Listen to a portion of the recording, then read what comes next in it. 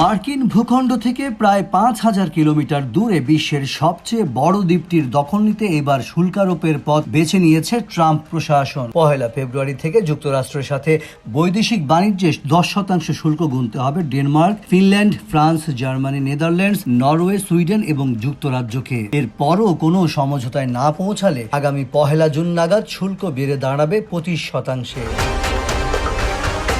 এমন পরিস্থিতিতে জরুরি বৈঠকে ইউরোপীয় ইউনিয়নকে বল প্রয়োগ বিরোধী হাতিয়ার হিসেবে 2023 সালে গৃহীত ট্রেড বাজুকা সক্রিয় করার আহ্বান জানান ফরাসি প্রেসিডেন্ট ইমানুয়েল ম্যাক্রো। বলা হয়েছে এই কৌশল প্রয়োগের মাধ্যমে ইউরোপের বাজারে খর্ব হতে পারে যুক্তরাষ্ট্রের প্রবেশাধিকার, আছে রপ্তানি নিয়ন্ত্রণ আরোপ সহ সম্ভাব্য পাল্টা ব্যবস্থার দীর্ঘ তালিকা।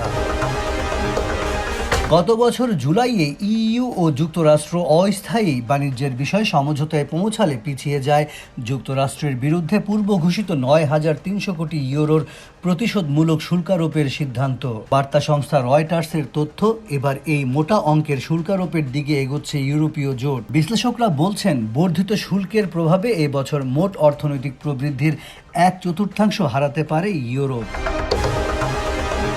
অবশ্য 10% শুল্ক আরোপের তাৎক্ষণিক প্রভাবে মার্কিন অর্থনীতি ততটা ক্ষতিগ্রস্ত হবে না যতটা দীর্ঘমেয়াদে যুক্তরাষ্ট্রের সবচেয়ে বড় বাণিজ্যিক অংশীদারদের সাথে সম্পর্কের টানাপোড়েনের ফলে হবে। মার্কিন জনশুমারি ব্যুরোর তথ্য, 2024 সালে জার্মানির সাথে $23,600 কোটি, যুক্তরাজ্যের সাথে $14,770 কোটি,